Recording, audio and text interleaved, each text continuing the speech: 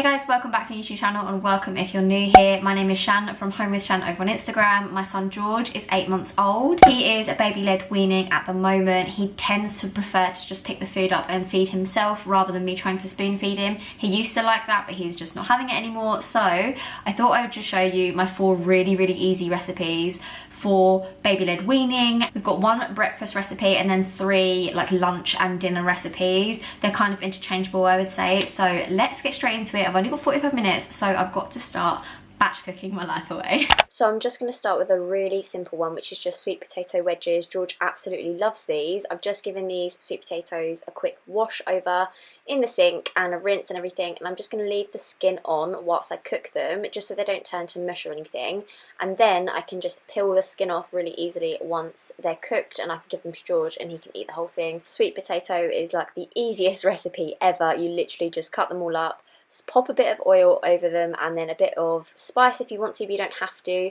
I'm going to pop cumin and cinnamon on these ones, 1 cinnamon and 1 cumin, but you definitely don't have to do that. You can just have them plain if you want to. I just thought it'd be a bit more interesting for him. I would just say to make sure they're not overlapping when you're putting them in the pans, but other than that, it is literally so straightforward that anyone can do it. Once these have all cooled down, I'm just going to pop them all into one plate just for presentation purposes, but I will just pop half of these in the fridge and half of them in the freezer. That way I've got some in the fridge ready to give him at meal times, and then I've got some in the freezer for next week that I can just take out the week before to make sure they're all defrosted in time.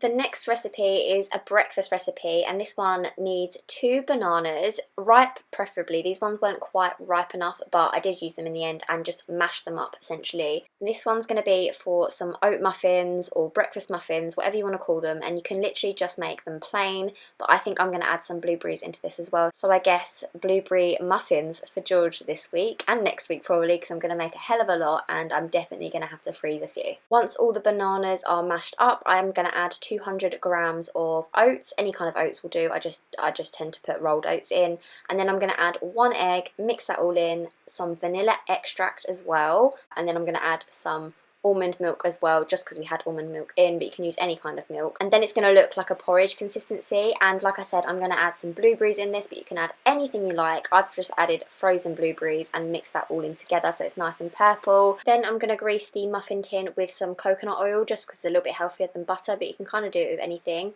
Once that's all in the individual muffin tins, I'm going to pop it in the oven really quickly to help the oil melt. Once that's melted, after like 20 seconds, I'm going to pop the mixture in and literally just pop it into the oven and join the sweet potatoes that are already in there.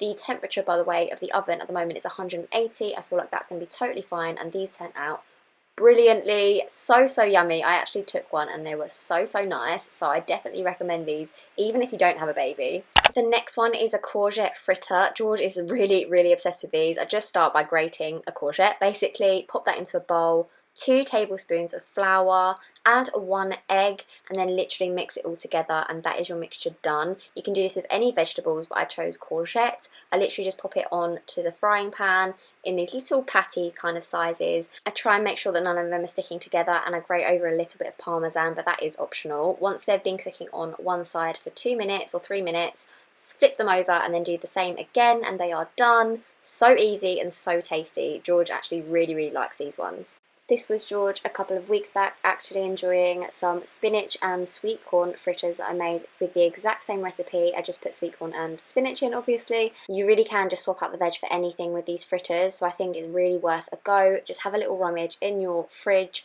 to see what veg you've got, and then just make a couple of fritters if you're looking to baby-led wean. Next time around batch cooking, I think I'm going to make a carrot version and put a bit of cinnamon in so it tastes like carrot cake. Because the courgette fritters go down really well, I'm actually going to do some parsnip fritters because we had these left over in the fridge from our Sunday roast. So I thought I would do exactly the same thing again with parsnips. Hopefully he enjoys these. Again, you can do this with any veg that you want. Just pop the parsnip, the grated parsnip, into the bowl. Added a bit of rosemary because I thought that is a flavour that goes quite nicely together.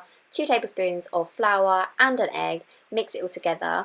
This one was a little bit drier than the courgette, and I guess that's probably because it has less water in the vegetables. I'm going to grate a bit of parmesan into the bowl this time rather than putting it over the top, but pretty much it's exactly the same recipe, just a different veg, and you can literally mix and match this with anything really. I would just say with the parsnip ones to do slightly less flour maybe, because these ones were a little bit I don't know, dry. I'm not sure. They didn't stick together as well, but maybe that's just because of parsnip. But nonetheless, they did actually work out really, really well, and I actually tasted a little bit and I loved it. It was so, so tasty, so I would actually have this as a snack myself. But anyway, these are my 4 easy baby-led weaning batch cook recipes. They're so straightforward. George absolutely loves these, so I really hope this gave you a little bit of inspiration maybe. It doesn't have to be difficult, and you don't have to cook gourmet meals, I don't think. They're babies at the end of the day.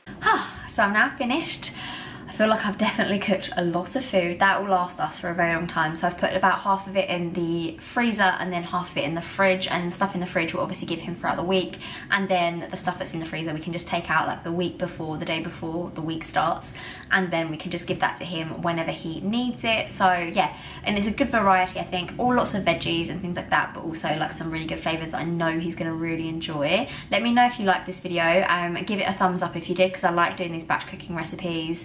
I find them really like soothing to do, like take a nap time to do it. He's still not awake, so I'm really happy with that. But yeah, because he's baby-led weaning at the moment, I found it harder at the beginning to know what to batch cook, like what could I batch cook for baby-led weaning. I wasn't really sure, but the sweet potato wedges are an all-time favourite of George's. He absolutely loves them. And then both of the fritters, the parsnip fritters and the courgette fritters, literally was just the stuff that we had left over in the fridge or the freezer. You can literally swap that out for anything you've got in the fridge and just use your leftover veggies, use them all up and use them for your baby-led weaning. So that's the kind of what I tend to do. The fritters work really well because they like freeze really easily, but you could also do muffins, or egg muffins. George really loves egg muffins as well. So let me know if you want to see another version of this, and I can do another 4 recipes maybe, or if you wanted to see more breakfast recipes. But then yeah, let me know what your thoughts are. All of those things George is absolutely obsessed with, so I really hope they work for you if you do give them a go. But for now, I'm gonna love you and leave you, and I'll see you in the next video. Bye guys.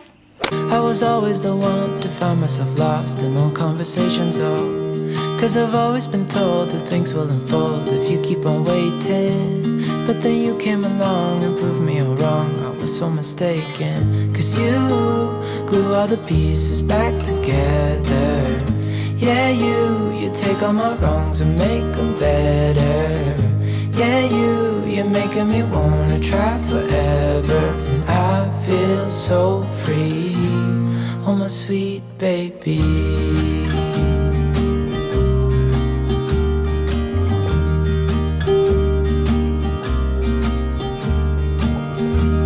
I was never the one to give up the ghost. No, I was so stuck. I kept on playing my part, wanting to give up 'cause nothing was changing. But with you it's so clear, and now that you're here I see colors in every spectrum. Guess I finally learned my lesson, 'cause you glue all the pieces back together. Yeah, you take all my wrongs and make them better.